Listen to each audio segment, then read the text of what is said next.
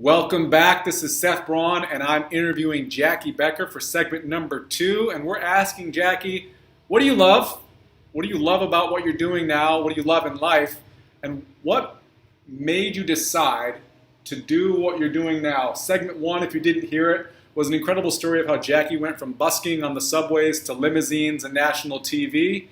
And an incredible, one of many incredible stories of how just by deciding she was going to have a different experience and working towards her dreams, she's had this dream life. And in this segment, we want to know, Jacqui, what do you love and why do you love it? Yeah, so thank you, Seth. This is awesome. I just love being here. Can I just say that? Can I just interject that? Yes. Because if you missed it, Seth has been my coach for what? I mean, we've known each other for 8 years? More? Longer?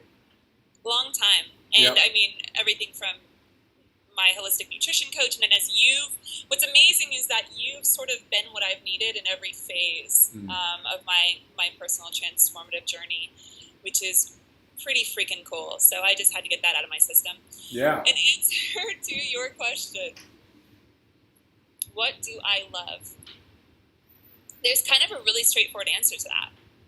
My mission is to help other people fulfill their mission. Mm-hmm. Why do you love doing that? Straightforward. Because, I remember Seth being on a call with you when I was working as one of your private clients just maybe over a year ago. And this was right before I transitioned out of hooping and into what I do now, which is my work as a transformational business coach. Yes. With Mean Business, and more on that later. But I was searching.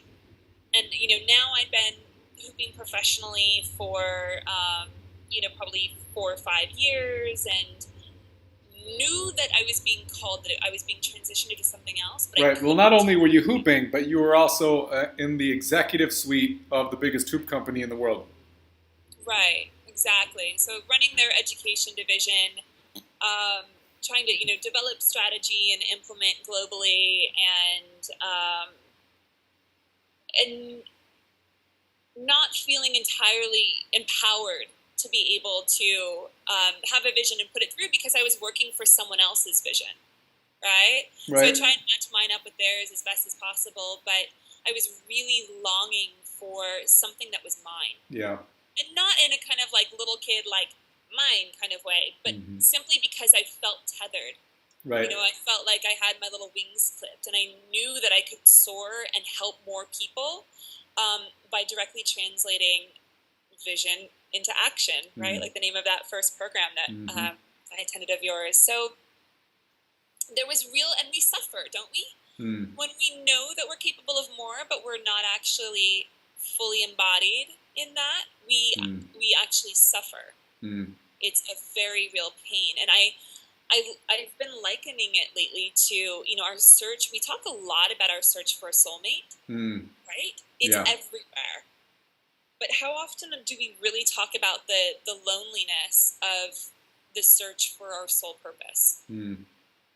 Because the longing is the same, and the pain of feeling like we're missing that is the same.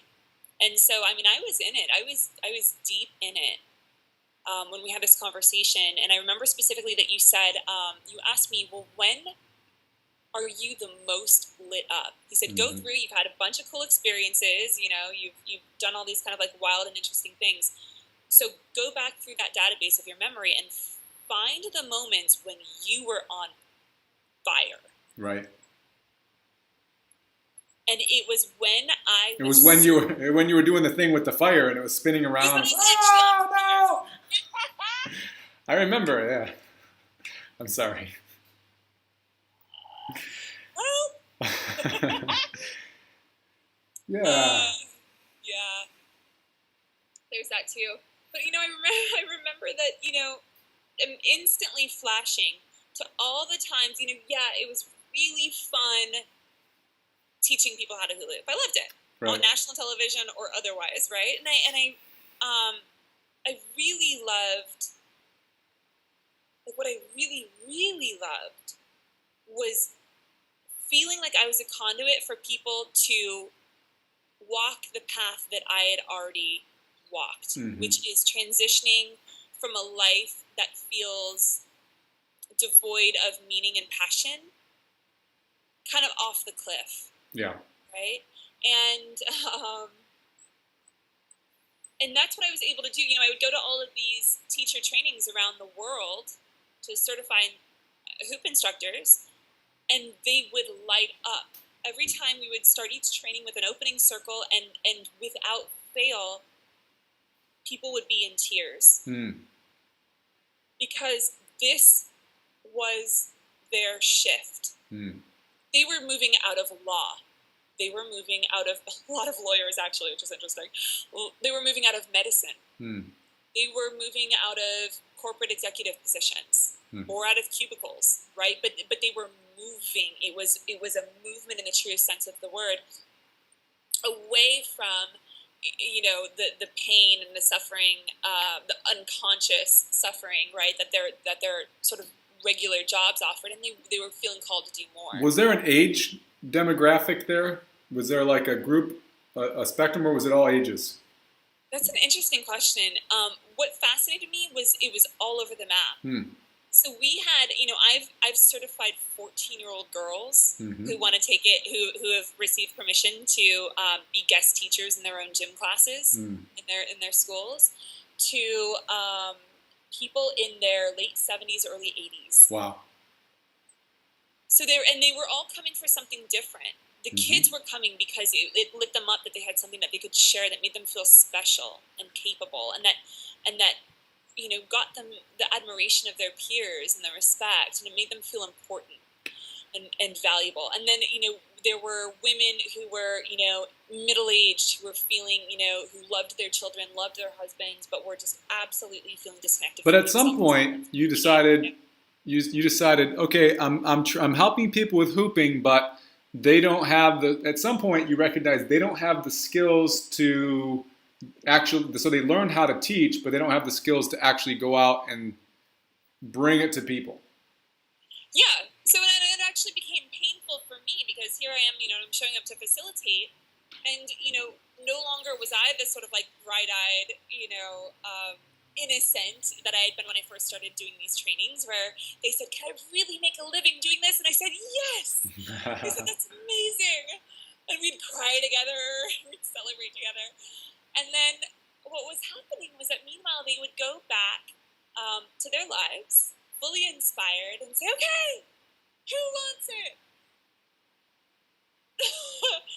And just hear crickets. And we had a private Facebook group for the community, and they would filter in sort of one by one, a little heartbroken, and having to make over time the difficult decision to leave hooping and sort of abandon that dream and move back to something more practical or realistic. And it was killing me, to the point where it became hard for me to actually, I don't think I realized until honestly a couple months ago, when I had some space and time for perspective, how painful that actually was for me.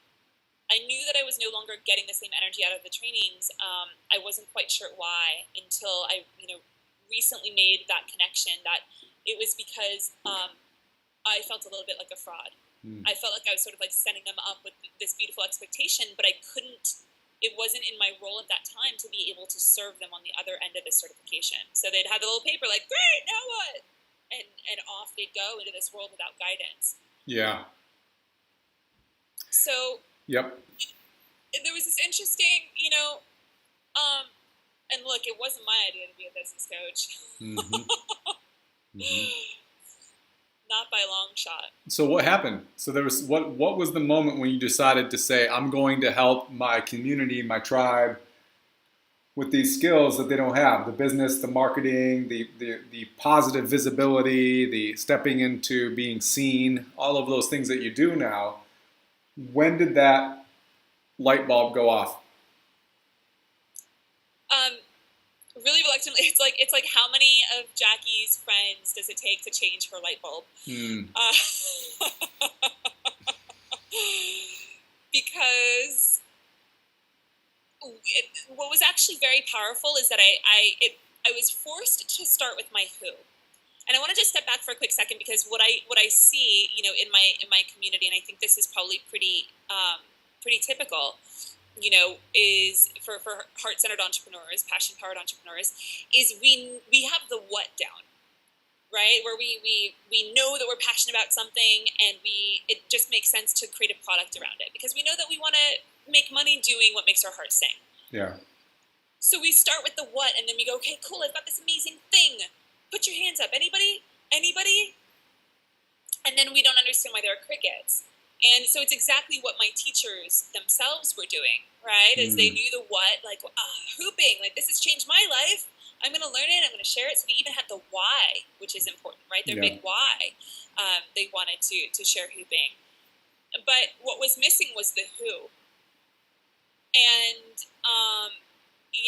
because we get that backwards, because we can only really create a powerful product, you know this, when we know who we're meant to serve, when we know who we want to be a hero to. Yeah. And it's not a range. It's not, so everyone, if you went into that Facebook group and you asked all those hoop teachers, except for those who have worked with me, and you said, who do you want to be a hero to? Who are your clients? I promise you without fail, would say, oh gosh, anyone from 14 to 80s, men and women both, just everybody. Everybody loves the hoop. Mm-hmm. True, but we're not meant to help everyone. We can't. Right. And if we try, we end up helping no one because our people don't feel heard and they don't feel seen because we're trying to be so global. We're trying to be so general. Mm-hmm. Wow. Instead, when we can focus and specialize, and so what's so beautiful for me is that I was given my focus. Yeah. The whole reason why I was moving into this new realm was because I knew that I wanted to help my people. And it started off being this community of hoop instructors, and then that expanded to what I call play professionals because they were talking to their friends, and suddenly I was getting calls from circus performers, from trapeze artists and makeup artists and event planners and acupuncturists and healers, and people were kind of finding me through all of these channels because something in the way that I was framing my languaging for who I wanted to help was speaking to them. Yeah. So we're recapping here. We're talking with Jacqui Becker. We've been talking about what do you love? Why do you do what you love? How did you decide to do what you're doing now? And what you're doing now is transformational business coaching for play professionals, passion-powered professionals, heart-centered entrepreneurs. You got started because you saw a need in your tribe. There were these hoopers, not Mr. Hooper from Sesame Street, but hoopers, people who hula hoop, which is not this, apparently. I'm not hula hooping, right? And you trained all these people, and you were in this global community, and they didn't have the skills to define a target market and go out and help them.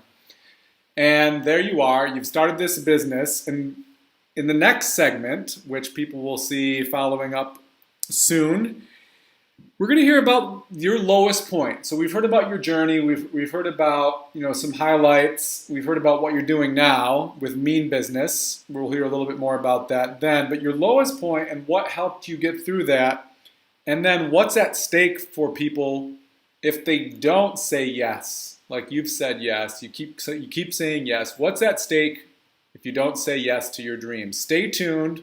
Watch your email for another interview with Jacqui Becker. Thanks, Jacqui. We'll talk to you soon. Thanks, Seth.